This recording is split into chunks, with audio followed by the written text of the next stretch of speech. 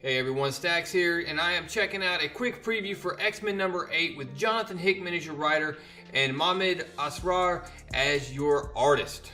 They are going to have the God Loves, Man Kills variant covers this week, so you guys can check those out if you're interested in that. And we will go ahead and get into this right after you hit the subscribe button or the bell for notifications if you haven't done that already, and we will get ready to rock. And this is one of those previews where I wish I had that epic movie guy voice, but anyways, let's get into this. The adjacent space of 1,000,000 broken civilizations. A Shi'ar graveyard. At the end of the empires of bleed, the decaying energy of a dead universe. A river of dark matter flows from the collapsed, then into the collapsing now. A spawning ground. For predators. For parasites. For brood. And of course what you have here is a bunch of these giant space whales, these Akanti, that are just swarming basically. It's a huge amount of them. And each one of these is just infected with brood. And of course this ain't good, because we know, go back to New Mutants number 1, where the New Mutants met up with the Starjammers and were basically kind of hanging out during a mission. Well, they end up, talking themselves into getting involved in something they shouldn't. When they do, the Starjammers think they complete their mission by running off with this brood egg. It ends up being a brood egg. But they don't. They only have the casing for it, or the housing for it.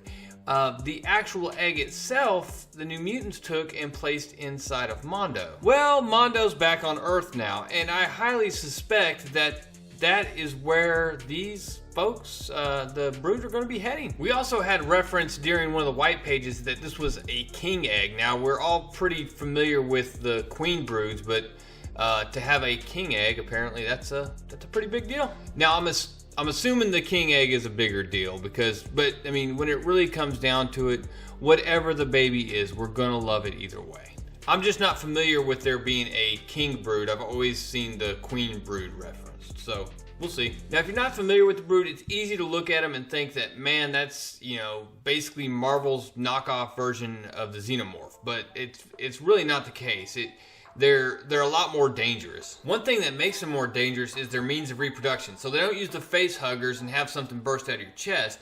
Instead, the parasite basically infects you, and when it basically takes on a lot of your characteristics. So if a mutant becomes infected by a brood, it'll actually inherit those genetic powers. Over in Avengers right now, I quit reading it, but I've seen the covers and stuff. Thor has actually been infected by a brood. Anyways, bottom line up front, the brood are a big deal. Last time around, they barely made it out. The biggest reason is because of Wolverine's healing factor prevented the brood from infecting him, and he helped everyone escape. But, I mean, Charles Xavier, they had to transfer his consciousness over to another body, to a cloned body, because he ended up getting infected, and, well, it would have killed him, but I guess it killed that body. You know what I mean? It's crazy transfer of consciousness. Heck, it's actually because of that Charles was able to walk again after this whole incident. Something else worth noting is there's actually a mutant brood named Brood, and he became an Avenger during Jason Aaron's run.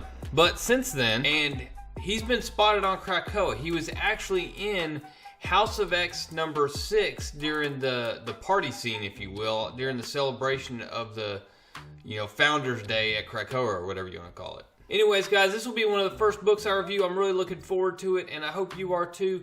Hey, if you haven't hit that subscribe button, go check out my X-Men Fantastic Four videos, because I'm still planning on giving away the entire series, all 4 issues. Once that's complete, you can register to win over there. Guys, I appreciate you taking the time to watch this. That's all I got. Real Comic Stacks out.